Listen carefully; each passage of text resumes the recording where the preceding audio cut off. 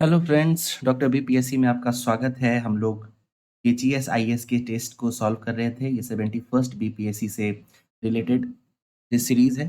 ध्यान देंगे कि ये टेस्ट संख्या 4 है, ठीक है? और ये इंडियन ज्योग्राफी से जुड़ा हुआ है। हम लोगों ने पार्ट 1 में क्वेश्चन नंबर 1 से लेकर 50 तक सॉल्व कर रखा है और अभी ये पार्ट 2 आ रहा है। इसमें हम लोग 51 से 100 तक क्वेश्चंस को देखेंगे। इस वीडियो में हम लोग क्वेश्चंस के डिटेल एनालिसिस के साथ-साथ उसके सभी ऑप्शंस को देखेंगे, उसको डिटेल में समझने का प्रयास करेंगे। जहाँ मैप का ज़रूरत होगा हम लोग मैप बनाकर उसे समझने का प्रयास करेंगे। जहाँ कॉन्सेप्ट होगा मैं आपको संक्षिप्त में उसका कॉन्सेप्ट भी वहीं पर दे दूँगा, ठीक है? तो इस तरीके से हमारा डिटेल में इंडियन ज्योग्राफी रिवाइज़ हो जाएगा। आइए हम लोग शुरू करते हैं, क्वेश्चन नंबर 51 पे चलते हैं। क्वेश्चन नंबर 51 कहता है, किस राज्य में पार्वती घाटी के मणिकरण में प्रायोगिक भूतापीय ऊर्जा परियोजना स्थित है? तो इसका उत्तर जो है ये बी हो जाएगा, हिमाचल प्रदेश। हिमाचल प्रदेश में पार्वती घाटी अवस्थित है। ध्यान देंगे कि मणिकरण जो जो कि पार्वती घाटी में स्थित है, हिमाचल प्रदेश का एक प्रसिद्ध स्थल है, जो अपने गर्म जल धाराओं और जल स्रोतों के लिए जाना जाता है, जो भूतापीय ऊर्जा यानी जियोथर्मल एनर्जी की संभावनाओं का संकेत देता है। ठीक है, क्वेश्चन नंबर 52 पे चलते हैं। क्वेश्चन 52 है, स्वर्णिम चतुर्भुज परियोजना के संदर्भ में निम्नलिखित कथनों में से कौन सा गलत है? तो ध्यान देंगे, गलत कथन पूछ रहा है, ठीक है?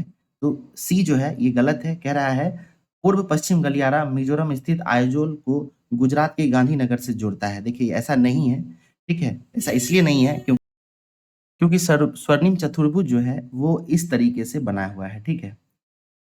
इस तरीके से बना हुआ है। यहाँ नॉर्थ, साउथ, ईस्ट, वेस्ट अगर कह दें तो उत्तर की जहाँ तक बात है, ठीक है? तो उत्तर में जो है ये परियोजना आपको श्रीनगर से शुरू होती है, ठीक है? इसके अलावा सिलचर से पोरबंदर, ठीक है? तो यहाँ पे देखिए नॉर्थ में जो है ये श्रीनगर से शुरू होती है, ठीक है? इसके अलावा यहाँ साउथ की बात करेंगे तो ये कन्याकुमारी तक जाती है। इसके अलावा पूर्व की बात करें तो ये सिलचर जोड़ती है, असम में सिलचर अवस्थित है, ठीक है? और यहीं पश्चिम की बात करें तो ये पोरबंदर को जोड़ती है, गुजरात को, ठीक है? तो ये जो स्वर्णिम चतुर्भुज है ये श्रीनगर को कन्याकुमारी और सिलचर को पोरबंदर से जोड़ने का काम करती है, ठीक है? तो इसलिए हमारा स्टेटमेंट सी जो है वो गलत है और हमसे इस प्रश्न में गलत उत्तर ही पूछा जा रहा था। आइए क्वेश्चन नंबर 53 पे चलते हैं। क्वेश्चन नंबर 53 में जो है आपको सूची 1 को सूची 2 से मिलान करना है। सूची 1 में रेलवे ज़ोन दिया गया है और सूची 2 में उसका मुख्यालय दिया गया है।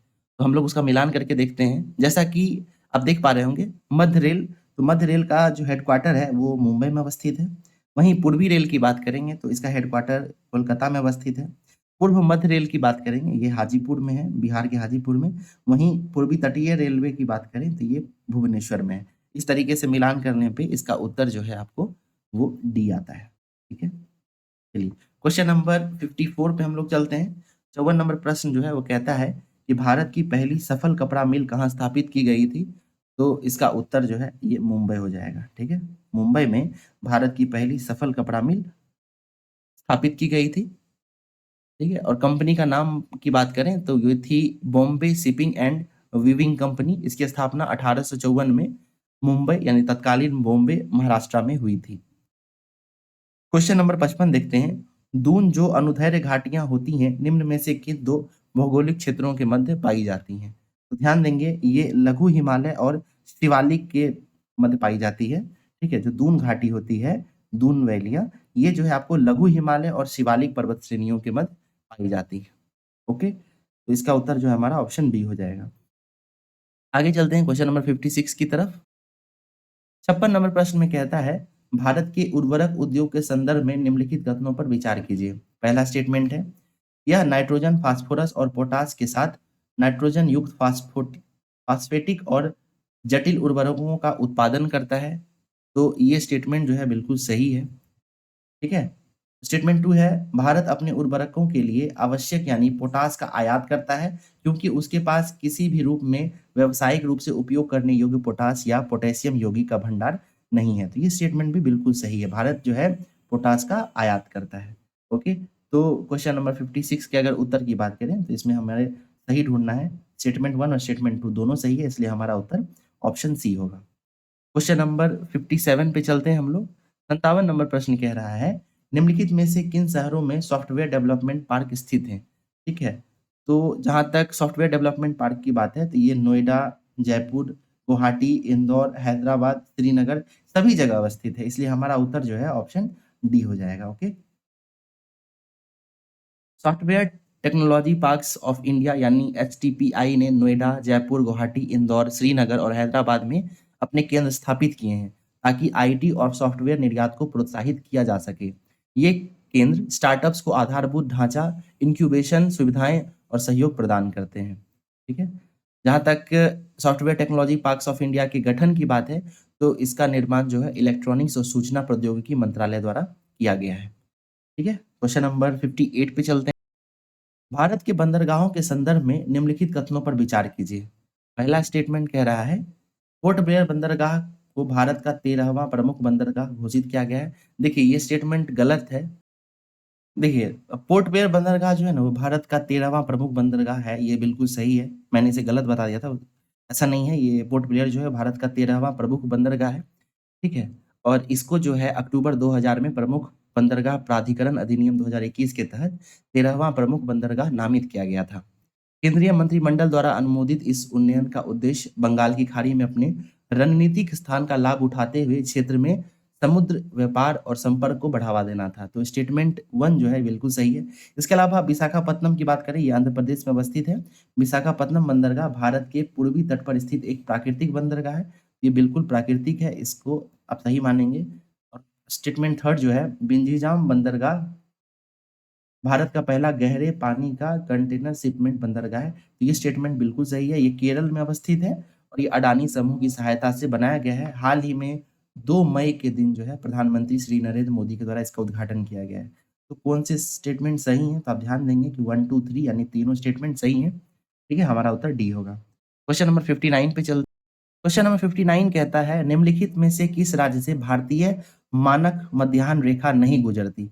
जहां तक भारतीय मानक मध्याह्न रेखा की बात है, तो ये 82.5 डिग्री जो है नॉर्थ से चलती है। तो भारतीय मानक मध्याह्न रेखा जो है वो 82.5 डिग्री ईस्ट लॉन्गिट्यूड से गुजरती है और ये भारत के 5 राज्यों से होकर गुजरती है। सबसे पहले इसमें यूपी आता है, फिर मध्य प्रदेश आता है, फिर छत्तीसगढ़ आता है, फिर आंध्र प्रदेश आता है और फिर आता है उड़ीसा। इस तरीके से हम लोग ध्यान दे सकते हैं। इसमें 5 राज्य हैं, उत्तर प्रदेश, मध्य प्रदेश, छत्तीसगढ़, उड़ीसा और आंध्र प्रदेश। तो हमें कह रहा है कि कौन सा राज्य से नहीं गुजरती है, तो ध्यान देंगे कि हमारा जो तेलंगाना है उससे ये नहीं गुजरता है। ठीक है, तो स्टेटमेंट डी जो है हमारा सही उत्तर। ओके, आइए क्वेश्चन नंबर 60 पे चलते हैं। 60 नंबर क्वेश्चन कह रहा है, भारत में निम्नलिखित में से किन राज्य में वर्तमान में कोई रेलवे लाइन परिचालन में नहीं है?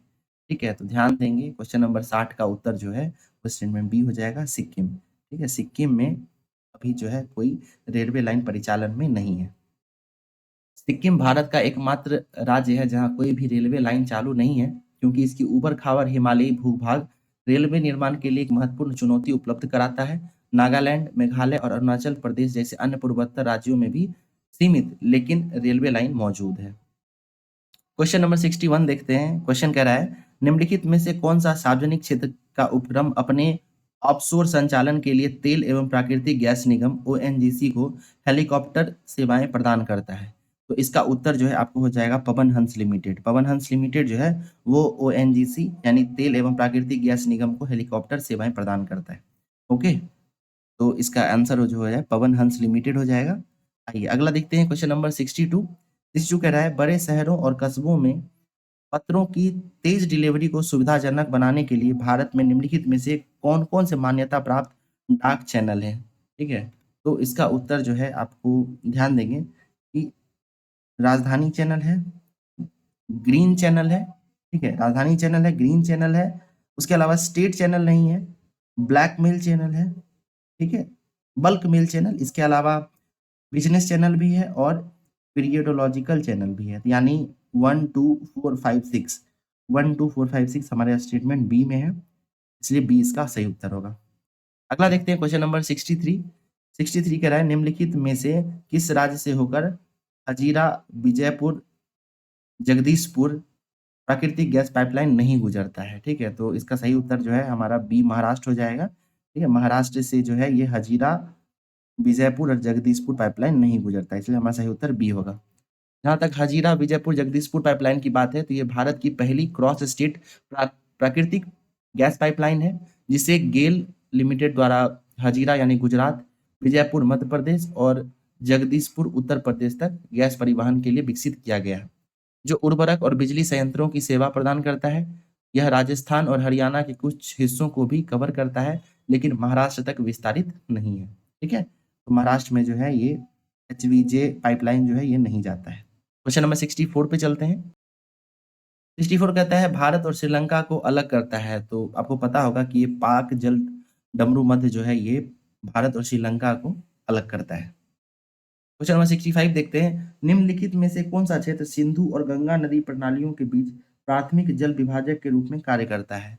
तो इसका उत्तर जो है आपको सी हो जाएगा, अंबाला।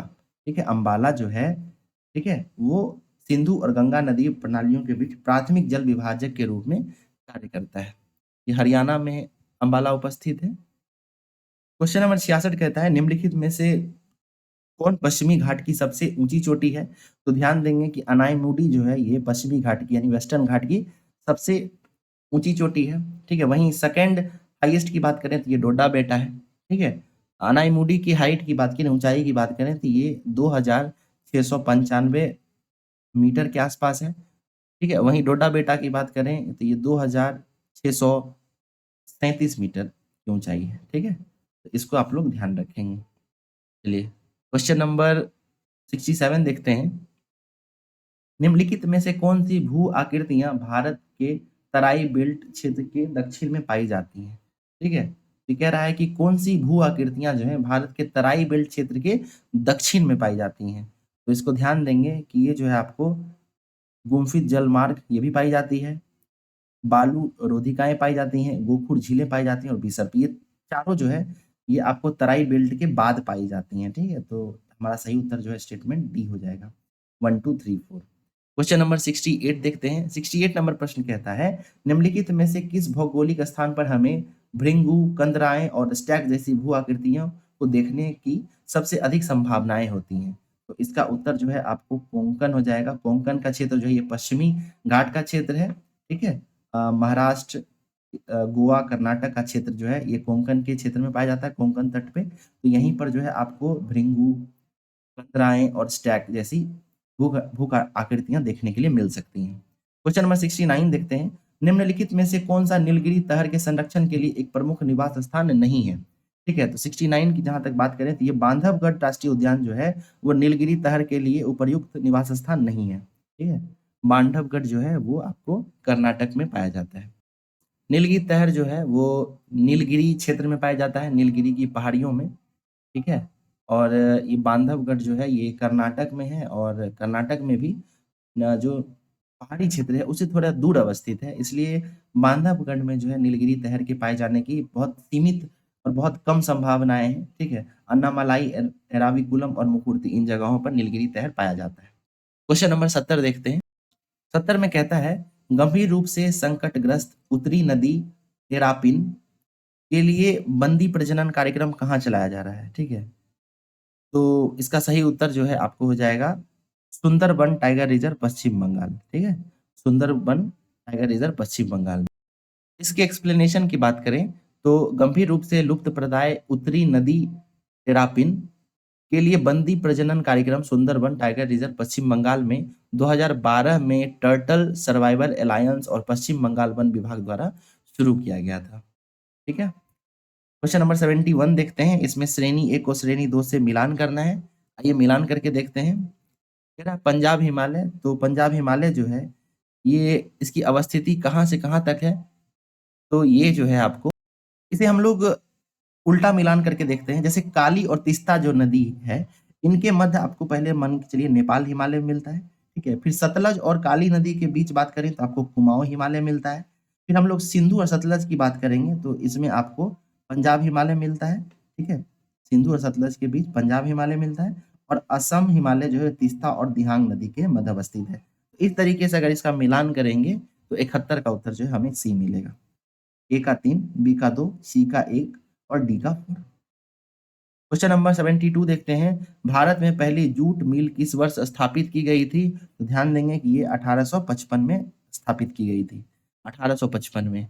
भारत की पहली जूट मिल, जिसे ऑकलैंड जूट मिल के नाम से जाना जाता है, 1855 में जॉर्ज ऑकलैंड द्वारा पश्चिम बंगाल के कोलकाता में, ठीक है, तत्कालीन रिसरा में स्थापित की गई थी। ठीक है, चलिए, रिसरा ध्यान रखिएगा, 1855 में शुरू किया गया था जूट मिल। क्वेश्चन नंबर 73 देख, निम्नलिखित में से कौन सा देश भारत के साथ सबसे लंबी स्थलीय सीमा साझा करता है? तो ध्यान रखेंगे, सबसे लंबी स्थलीय सीमा जो है वो बांग्लादेश साझा करता है। ठीक है, आप लोगों को आइडिया भी होगा, जहां तक बांग्लादेश की बात है, ये 4096 किलोमीटर का सीमा साझा करता है।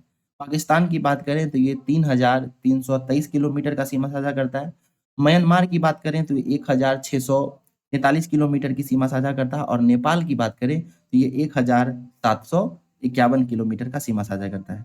वहीं चीन बच जाता है, मैं चीन के बारे में बता देता हूँ आपको। तो चीन जो है ये 3488 किलोमीटर का सीमा साझा करता है। सबसे कम की बात करेंगे तो आपको अफगानिस्तान आ जाएगा। ठीक है, अफगान आ जाएगा। अफगानिस्तान जो है ये मात्र 106 किलोमीटर की सीमा साझा करता है। भारत और पाकिस्तान की सीमा रेखा की बात करेंगे तो इसे रेड क्लिफ लाइन के नाम से जाना जाता है। ठीक है, चीन के साथ जो सीमा है उसे हम लोग मैकमोहन लाइन के नाम से जानते हैं। ठीक है, और अफगानिस्तान के साथ जो सीमा है भारत की, उसे हम लोग डूरंड रेखा के नाम से जानते हैं। चलिए अगला क्वेश्चन देखते हैं, क्वेश्चन नंबर 74।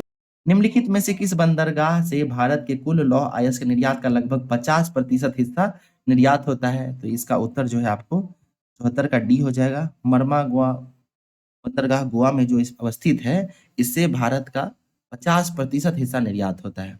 ठीक है, ये प्रमुख लौह अयस्क निर्यातक बंदरगाह है। क्वेश्चन नंबर 75 देख लेते हैं, 75 नंबर प्रश्न। भारत की अफवाह प्रणालियों के संदर्भ में निम्नलिखित कथनों पर विचार कीजिए। पहला स्टेटमेंट है, भारत का लगभग 77% अफवाह क्षेत्र, जिसमें गंगा, ब्रह्मपुत्रा, महानदी और कृष्णा जैसी नदियां शामिल हैं, बंगाल की खाड़ी में मिलती हैं। ये स्टेटमेंट बिल्कुल सही है। स्टेटमेंट 2 कह रहा है, भारत का लगभग 23% अफवाह क्षेत्र, जिसमें सिंधु, नर्मदा, तापी, माही और पेरियार जैसी नदियां शामिल हैं, अरब सागर में मिलती हैं। तो ये स्टेटमेंट भी बिल्कुल सही है।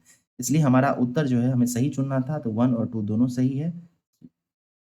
ऑप्शन थर्ड जो है सी, वो सही होगा। क्वेश्चन नंबर 76 देखते हैं। क्वेश्चन नंबर 76 कहता है, उष्णकटिबंधीय अभिसरण क्षेत्र आईटीसीजेड और भारत की मॉनसून प्रणाली में इसकी भूमिका के संबंध में निम्नलिखित कथनों पर विचार कीजिए। तो ध्यान देंगे, हम लोग चारों स्टेटमेंट पहले देख लेते हैं। पहला स्टेटमेंट कहता है, जुलाई महीने में आईटीसीजेड गंगा के मैदान के ऊपर 20 से 25 नॉर्थ अक्षांशों के आसपास स्थानांतरित हो जाता है, जिससे मानसून द्रोणिकाओं का निर्माण होता है, जो उत्तर और उत्तर पश्चिम भारत में थर्मल लो को बढ़ावा देता है। ये स्टेटमेंट बिल्कुल सही है। स्टेटमेंट 2 पे चलते हैं हम लोग, स्टेटमेंट 2 देखते हैं। ये कहता है, दक्षिण पश्चिम मानसून तब सक्रिय होता है जब दक्षिण गोलार्ध की व्यापारिक पवनें 40 डिग्री पूर्व और 60 डिग्री पूर्व देशांतर के बीच भूमध्य रेखा को पार करती हैं और कोरोलिस बल के कारण दक्षिण पश्चिम से उत्तर पूर्व की ओर बहती हैं। तो ये स्टेटमेंट भी बिल्कुल सही है, ऐसा ही होता है। स्टेटमेंट थर्ड है, सर्दियों में आईटीसीजेड दक्षिण की ओर स्थानांतरित हो जाता है, जिससे उत्तर पूर्वी मानसून सक्रिय होता है और हवाएं उत्तर पूर्व से दक्षिण और दक्षिण पश्चिम की ओर बहती हैं। ये स्टेटमेंट भी बिल्कुल सही है।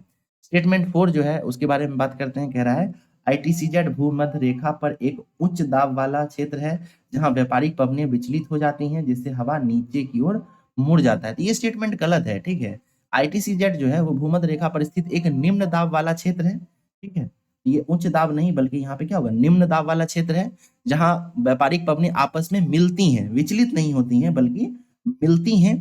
ठीक है, इसके अलावा क्या होता है कि जिससे हवा ऊपर उठता है, यह कोई उच्च दाब वाला क्षेत्र नहीं, बल्कि यहाँ पे हवा नीचे उतरती है। ठीक है, तो इस तरीके से हमें कौन से सत्य ढूंढना था, तो 4 को हम लोग एलिमिनेट कर देंगे, हटा देंगे, तो हमारा सही उत्तर स्टेटमेंट 1 हो जाएगा। 1 2 3 सही उत्तर होगा, ए इसका सही उत्तर है।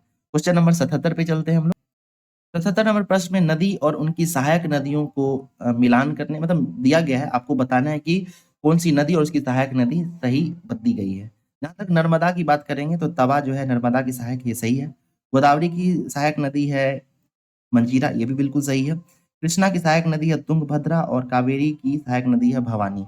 ये हमारा सभी स्टेटमेंट सही है, इसका उत्तर डी होगा। ठीक है, तो एक्सप्लेनेशन देख लेते हैं। जहां तक कावेरी की बात है, तो कावेरी नदी की सहायक नदियां हैं काविनी, हेमवती, अमरावती, भवानी, नेल्ला, सिमसा। ठीक है, तो ये कावेरी की सहायक नदियां थी। कृष्णा नदी की सहायक नदियों की बात करें तो घाट प्रभा, मालप्रभा, तुंगभद्रा, कोयना, भीमा, मूसी, पंचगंगा, दूधगंगा, वेन्ना, डिंडी। ठीक है, ये सब जो है आपको कृष्णा की सहायक नदियां हैं। वहीं गोदावरी नदी की प्रमुख सहायक नदियों की बात करें तो इसमें प्रवरा, पूर्णा, मंजीरा, प्राणहिता, इंद्रावती और सबड़ी शामिल है। वहीं हम लोग नर्मदा की बात करेंगे तो नर्मदा में बंजर है, शेर है, शक्कर है, दूधी है, तवा है, गंजाल है, छोटा तवा है, कुंडी है, गोई है, हिरन है, बरला है, कोलार है, उड़ी है, हटनी है। तो बहुत सारी नदियां हैं। देखिए सब पे ध्यान भी नहीं देना है आपको, कुछ प्रमुख नदियों को आपको ध्यान में रखना होगा। ठीक है, चलिए क्वेश्चन नंबर 78 देखते हैं। 78 में निम्नलिखित में से कौन सा राज्य बांग्लादेश और भूटान दोनों के साथ अपनी सीमा साझा करता है? तो भूटान और बांग्लादेश के साथ सीमा साझा करने वाले राज्य जो हैं वो आपको पश्चिम बंगाल है। ठीक है, पश्चिम बंगाल जो है आपको वो बांग्लादेश और भूटान दोनों के साथ सीमा साझा करता है। चलिए क्वेश्चन नंबर 79 पे चलते हैं। 79 नंबर प्रश्न कह रहा है उत्तर भारत से दक्षिण भारत में चीनी उद्योग के स्थानांतरण के संबंध में निम्नलिखित कथनों में से कौन सा कथन गलत है? ठीक है, तो हमें गलत कथन ढूंढना है। तो ध्यान देंगे कि डी जो स्टेटमेंट है आप इसे पढ़ेंगे तो ये गलत है। क्या कह रहा है? दक्षिण भारत से उत्तर भारत की अपेक्षा अधिक संख्या में सदा निरा बारहमासी नदियां पाई जाती हैं। ऐसा नहीं है ना, उत्तर भारत में ही तो सदाबहार और सदानिरा नदियां पाई जाती हैं। दक्षिण भारत की जो नदियां हैं, ठीक है, दक्षिण भारत की जो नदियां हैं वो तो मानसूनी नदियां होती हैं, वर्षा पर डिपेंडेंट होती है। वहीं उत्तर भारत की नदियां हैं ये हमेशा बहती रहती हैं, क्योंकि इसका जो जल स्रोत है वो कहीं ना कहीं हिमालय के क्षेत्र से आता है। ठीक है, ग्लेशियर से पानी ग्रहण करता है, वर्षा से पानी ग्रहण करता है। ठीक है, इसलिए ये स्टेटमेंट जो हमारा गलत है। तो हमने एलिमिनेशन मेथड यूज किया है, हमें गलत ढूंढना था, हमने सबसे पहले गलत ढूंढ लिया, बाकी स्टेटमेंट जो ऑटोमेटिक सही हो जाएगा। ठीक है, तो इस तरीके से हमारा उत्तर स्टेटमेंट डी होगा। क्वेश्चन नंबर 80 देखते हैं। भारत में कॉफी का अग्रणी उत्पादक राज्य कौन सा है? तो ध्यान देंगे कि ये आपको कर्नाटक है। ठीक है, कर्नाटक जो है ये कॉफी के लिए प्रसिद्ध है। ओके, चलिए आगे देखते हैं। Question number 81। 81 में जो है हमें खनिज और सबसे बड़े भंडार यानी राज्य जो है उससे इसको मिलान करना है। तो सबसे पहले हम लोग लौह खनिज की बात करते हैं, लौह अयस्क की। तो लौह अयस्क जो है वो सबसे ज्यादा आपको उड़ीसा में मिलता है। ठीक है, अभ्रक की बात करेंगे, अभ्रक तो ये जो है आपको आंध्र प्रदेश में सबसे ज्यादा मिलता है। वहीं चूना पत्थर की बात करते हैं तो चूना पत्थर जो है कर्नाटक में मिलता है। वहीं तांबा की बात करें तो ये आपको राजस्थान में मिलता है। ठीक है, या राजस्थान जो है इसका सबसे बड़ा भंडार है। तो इस तरीके से हमारा स्टेटमेंट ऑप्शन 1 जो है वो सही है। ठीक है, थोड़ा एक्सप्लेनेशन देख लेते हैं। चूना पत्थर जो है, चूना पत्थर ये कर्नाटक में पाया जाता है, सबसे बड़ा भंडार जो है कर्नाटक के पास है। इसके बाद जो है आंध्र प्रदेश, राजस्थान, गुजरात, मेघालय, तेलंगाना इन राज्यों में भी चूना पत्थर पाया जाता है। वहीं अभ्रक की बात करें तो अभ्रक जो है देश का कुल भंडार का 41% जो है वो आंध्र प्रदेश में पाया जाता है। वहीं लौह अयस्क की बात करें तो उड़ीसा जो है लौह अयस्क का सबसे बड़ा भंडार है उड़ीसा में। इसके अलावा तांबा की बात करें तो राजस्थान में भारत का कुल 53% जो है तांबा यहीं पे पाया जाता है। ठीक है, तो क्वेश्चन नंबर 82 पे चलते हैं। 82 देखते हैं। कोपेन के वर्गीकरण के अनुसार गंगा के मैदान को कौन सी जलवायु प्रमुख है? ठीक है, तो कह रहा है कोपेन के वर्गीकरण के अनुसार गंगा के मैदान में कौन सी जलवायु प्रमुख है? तो ये ध्यान रखिएगा CWG जो है ये गंगेटिक क्षेत्र के लिए कोपेन का वर्गीकरण में आता है। ठीक है, तो इसका बी उत्तर हो जाएगा। आप ध्यान देंगे कि जो बिहार का उत्तरी भाग है, उत्तर बिहार जो है, ठीक है, उसमें भी कहीं ना कहीं अगर हम लोग जलवायु की बात करते हैं, ठीक है, नॉर्थ बिहार में, तो इसका भी जो जलवायु का नाम कोपेन के वर्गीकरण के अनुसार है वो है CWG। ठीक है, और इसके अलावा दक्षिण बिहार की बात करेंगे तो साउथ बिहार की, तो इसका नाम है AW। ठीक है, तो इसे आप लोग ध्यान रखेंगे। क्वेश्चन नंबर 83 है भारत का कौन सा राज्य सबसे अधिक अन्य कह रहा है, भारत का कौन सा राज्य सबसे अधिक अन्य राज्यों के साथ अपनी सीमा साझा करता है? ठीक है, तो इसका उत्तर जो है आंसर ए हो जाएगा, उत्तर प्रदेश। उत्तर प्रदेश जो है भारत के सबसे ज्यादा राज्यों के साथ अपनी सीमा साझा करता है। इसकी सीमा 8 राज्यों और एक केंद्र शासित प्रदेश से लगती है। इन राज्यों में उत्तराखंड, हिमाचल प्रदेश, हरियाणा, दिल्ली, राजस्थान, मध्य प्रदेश, छत्तीसगढ़, झारखंड और बिहार है। ठीक है, तो दिल्ली जो है यूटी है, तो एक यूटी हो गया और 8 राज्य इसमें शामिल है, कुल मिलाकर 9। ठीक है, क्वेश्चन नंबर 84 पे चलते हैं। किस शहर को आईटी उद्योग के कारण भारत का सिलिकॉन वैली के रूप में जाना जाता है? तो ये काफ़ी आसान है, आप लोग बता सकते हैं इसको। इसको बेंगलुरु जो है उसे भारत का सिलिकॉन वैली कहता है। वहीं विश्व की सिलिकॉन वैली किसे कहा जाता है? तो इसका आंसर आप लोग कमेंट बॉक्स में बताएंगे। क्वेश्चन नंबर 85 पे चलते हैं। कौन सा राष्ट्रीय उद्यान रॉयल बंगाल टाइगर की आबादी के लिए प्रसिद्ध है? ठीक है, तो ये जो है आपको सुंदरबन राष्ट्रीय उद्यान जो है वो रॉयल बंगाल टाइगर की आबादी के लिए सबसे प्रसिद्ध है।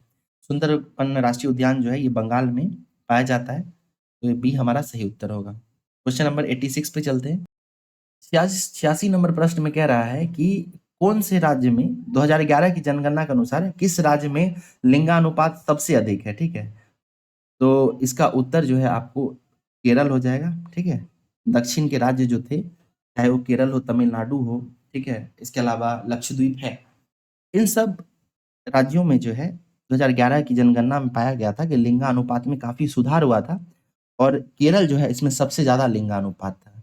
यहाँ की अगर बात करें तो यहाँ पे प्रति 1000 पुरुषों पर 1084 महिलाएं थी। ठीक है, इसे आप लोग ध्यान रखेंगे। इसके अलावा साक्षरता दर की भी बात करेंगे तो केरल ही साक्षरता दर में भी अग्रणी पाया गया था। यहाँ पर 94% साक्षरता दर पाई गई थी। ठीक है, चलिए आप लोग अगर ये वीडियो यहाँ तक देख रहे होंगे तो आप लोग बिहार का जो लिंगानुपात है उसे कमेंट करेंगे। ठीक है, बिहार का लिंगानुपात कितना है? क्वेश्चन नंबर 87 देखते हैं। क्वेश्चन नंबर 87 कह रहा है निम्नलिखित में से किस राज्य में निर्दिष्ट बायोस्फीयर रिजर्व नहीं है? तो किस राज्य में बायोस्फीयर रिजर्व है ही नहीं, ऐसा पूछ रहा है। तो झारखंड जो है निम्न जो ऑप्शंस दिए गए हैं इसमें झारखंड ऐसा राज्य है जहाँ पे कोई भी बायोस्फीयर रिजर्व नहीं है। ठीक है, असम की बात करेंगे तो असम में है, मानस है, डिब्रू साइखोवा है। सिक्किम की बात करेंगे तो यहाँ पे आपको कंचनजंगा बायोस्फीयर रिजर्व है। वहीं हिमाचल प्रदेश की बात करेंगे तो कोल्ड डेजर्ट बायोस्फीयर रिजर्व है। झारखंड में कोई भी बायोस्फीयर रिजर्व नहीं है। भारत में कुल 18 बायोस्फीयर रिजर्व है जिसमें से 12 जो है उसे मान्यता प्राप्त है। ठीक है, और बाकी के 6 जो है वो उसे मान्यता नहीं मिली है। उसे भारत सरकार के द्वारा बायोस्फीयर रिजर्व घोषित किया गया है। ठीक है, और 12 जो थे उसको यूनेस्को के द्वारा बायोस्फीयर रिजर्व घोषित किया गया है। ओके, चलिए क्वेश्चन नंबर 88 देखते हैं। क्वेश्चन नंबर 88 कह रहा है भारत में बॉक्साइट भंडार के संदर्भ में निम्नलिखित कथनों पर विचार कीजिए। तो क्वेश्चन नंबर 88 में कह रहा है उड़ीसा बॉक्साइट भंडार के मामले में भारत में अग्रणी है, तो ये स्टेटमेंट बिल्कुल सही है। स्टेटमेंट 2 कह रहा है बॉक्साइट के अधिकांश भंडार भारत के पूर्वी और मध्य भागों में पाए जाते हैं, ये स्टेटमेंट भी बिल्कुल सही है। इसलिए हमारा सही उत्तर जो है 1 और 2 दोनों सही है, इसलिए ऑप्शन सी हमारा सही होगा। इसका ऑप्शन थोड़ा एक्सप्लेनेशन देख लेते हैं। ठीक है, क्योंकि बॉक्साइट भंडार और इस तरीके से जो खनिज के संबंधित प्रश्न हैं वो बार-बार बीपीएससी में पूछे जाते रहे हैं। उड़ीसा में भारत का सबसे बड़ा बॉक्साइट भंडार है जो देश के कुल भंडार का लगभग 41% है, खासकर कोरापुट, कालाहांडी जैसे क्षेत्र। उड़ीसा में के बाद जो है छत्तीसगढ़ है जहाँ पे 20% पाया जाता है, फिर आंध्र प्रदेश है, फिर गुजरात है, झारखंड है। स्टेटमेंट 2 जो है उसमें बॉक्साइट में बॉक्साइट का जो भंडार है वो पूर्वी क्षेत्र में पाया जाता है, जैसे उड़ीसा में है, झारखंड में है। ठीक है, इसके अलावा मध्य राज्य जो है भारत में वहाँ भी पाया जाता है, जैसे छत्तीसगढ़, मध्य प्रदेश। ठीक है, तो इसलिए स्टेटमेंट 2 भी सही है। तो हमारा उत्तर जो है सी है। क्वेश्चन नंबर 89 देखते हैं। 89 में कह रहा है निम्नलिखित भारतीय शहरों को पूर्व से पश्चिम की ओर व्यवस्थित करें। ठीक है, तो पूर्व से पश्चिम की ओर अगर हम लोग व्यवस्थित करेंगे तो ध्यान देंगे कि ये जो रायपुर है, ठीक है, सबसे पूर्व में अवस्थित है। सबसे पहले रायपुर होगा, ये छत्तीसगढ़ की राजधानी है। फिर चेन्नई है। ठीक है, चेन्नई जो है आपको ये इस तरीके से अगर आप भारत का अनुमान लगाएंगे तो यहाँ पे आपको रायपुर मिलेगा। ठीक है, फिर आपको इधर चेन्नई मिलेगा, फिर आपको यहाँ पे हैदराबाद मिलेगा, आंध्र प्रदेश में हैदराबाद। ठीक है, और फिर आपको मिलेगा भोपाल। तो ये हमने पहले रायपुर दिया था, फिर हमने चेन्नई दिया था, फिर हम लोगों ने हैदराबाद दिया था और यहाँ पे हम लोग भोपाल दिया था। तो इस तरीके से अगर अवस्थित करते हैं तो हमारा सही उत्तर ऑप्शन ए है। ठीक है, चलिए क्वेश्चन नंबर 90 देखते हैं। कश्मीर घाटी संबंधित क्वेश्चन है। कश्मीर घाटी में करेबा संरचनाओं के संदर्भ में निम्नलिखित में से कौन सा कथन सही है? तो करेबा जो है ना वो ध्यान देंगे कि करेबा जो है ये प्लायोप्लास्टोसीन काल की झील से निर्मित मृदा का निक्षेप है जो केसर यानी जाफरान की खेती के लिए उपयुक्त है। तो ये आप लोग ध्यान रखेंगे, केसर जो है वो सबसे ज़्यादा भारत में कश्मीर में उगाया जाता है, क्योंकि कश्मीर में खास प्रकार की मिट्टी करेबाज सॉइल पाई जाती है। ठीक है, इसलिए हमारा सही उत्तर 90 का बी होगा। क्वेश्चन नंबर 91 देखते हैं। क्वेश्चन नंबर 91 कह रहा है, अटल सुरंग निम्नलिखित में से किस हिमालय पर्वतमाला में स्थित है? तो ध्यान देंगे कि अटल सुरंग जो है ये पीर पंजाल श्रेणी में अवस्थित है। ठीक है। क्वेश्चन नंबर 92 है, लक्षद्वीप द्वीप समूह में बसे हुए और निर्जन दोनों प्रकार के द्वीप को मिलाकर कुल कितने द्वीप हैं? तो लक्षद्वीप में कुल मिलाकर 36 द्वीप हैं। आप याद ध्यान रखिएगा, 92 का ध्यान रखिएगा कि इसमें 36 द्वीप हैं। ठीक है। अगला देखते हैं क्वेश्चन नंबर 93, राज्यों और उनकी राजधानी के निम्नलिखित युग्मों पर विचार कीजिए। ठीक है, अब आपको मिलान करना है, बताना है कि कितने युग्म सुमेलित हैं। जहाँ तक मणिपुर की बात है तो इसकी राजधानी इम्फाल है, ये सही है। अरुणाचल प्रदेश की राजधानी ईटानगर है, कोहिमा नहीं है। ठीक है। त्रिपुरा की राजधानी अगरतला है, ये सही है। और मिजोरम की राजधानी जो है आइजोल है, ये भी सही है। ठीक है, तो 1, 3, 4 ये तो सही है। हमें कह रहा है कितने युग्म सुमेलित हैं, तो 3 युग्म सुमेलित हैं, केवल 3 ही इसका सही उत्तर होगा। 94 देखते हैं, क्वेश्चन नंबर 94। 94 में कह रहा है, निम्नलिखित में से किस राज्य संघ शासित प्रदेश में कोई अधिसूचित अनुसूचित जनजाति नहीं है? ठीक है, तो कूट वाला प्रश्न है। 94 में अगर देखेंगे तो हरियाणा, पंजाब और दिल्ली ऐसा क्षेत्र है जहाँ पर किसी भी अनुसूचित जनजाति के पाए जाने का ऐसा कोई रिकॉर्ड नहीं है। ठीक है, तो इसलिए हमारा उत्तर जो है ये हो जाएगा सी, 3, 4, 6 यानी हरियाणा, पंजाब और दिल्ली। इसलिए इसका उत्तर ऑप्शन सी हो जाएगा। 95 देखते हैं, भारत में गेहूं का सबसे बड़ा उत्पादक राज्य कौन सा है? ये थोड़ा आसान प्रश्न है, ध्यान रखिएगा। ये आपको उत्तर प्रदेश है। उत्तर प्रदेश में गेहूं का सबसे बड़ा उत्तर प्रदेश जो है भारत में गेहूं का सबसे बड़ा उत्पादक राज्य है। क्वेश्चन नंबर 96 पे चलते हैं। 96 में कह रहा है, 2011 की जनगणना के अनुसार निम्नलिखित में से किस आदिवादी आदिवासी समूह की जनसंख्या भारत में सबसे अधिक है? तो आपको पता होगा कि ये भील जनजाति जो है उसकी जनसंख्या भारत में सबसे अधिक है। ठीक है, इसलिए हमारा उत्तर स्टेटमेंट डी होगा। भील जनजाति भारत का सबसे बड़ा जनजातीय समूह है। इसकी अनुमानित जनसंख्या 2011 की जनगणना के अनुसार 1.7 करोड़ है। ठीक है, ये मुख्य रूप से मध्य प्रदेश, गुजरात, राजस्थान, महाराष्ट्र जैसे राज्यों में बसते हैं, वहीं पे रहते हैं। क्वेश्चन नंबर 97 देखते हैं, निम्नलिखित में से कौन सी गंगा के बाएं तट की सहायक नदियां हैं? तो इस प्रश्न के लिए पहले आइए हम लोग गंगा नदी का एक इमेजिनरी बनाते हैं। ठीक है, ये मान के चलिए गंगा नदी का स्ट्रीम है। ठीक है, गंगा में आपको सबसे पहली नदी देखिए, ये यमुना के बारे में कहा जा रहा था। यमुना जो है आपको गंगा में दाहिने तरफ से आकर मिलती है। ठीक है, हमें कह रहा है बाएं तट से मिलने वाली, तो यमुना जो है दाएं तट से मिलती है। सबसे पहले 1 को हमको एलिमिनेट करना है, तो उपर्युक्त सभी पहले कटेगा और फिर इसमें भी 1 दिख रहा है आपको, तो आपको इसे भी छांट देना है। अब बचता है हमारे पास बी और सी। आइए देखते हैं, गोमती की बात करते हैं। तो गोमती जो है आपको ये यूपी में गंगा से मिलती है। ठीक है, और ये बाएं तट की नदी है, ये बिल्कुल सही है। फिर कोसी की बात करें, ये बिहार में गंगा से मिलती है, ये भी सही है। ठीक है, इसके अलावा हम लोग घग्गर की बात करेंगे तो ये भी गंगा में मिलती है, बिहार में। फिर सोन की बात करें तो सोन जो है ये फिर आप समझिए कि ये आपको दाहिने तट से आकर मिलती है, यानी हमें सोन को भी एलिमिनेट कर देना है। ठीक है, देखिए यहाँ पे 5 इसको हटा देते हैं, तो क्लियरली हमारा सी ऑप्शन कट जाता है, हट जाता है।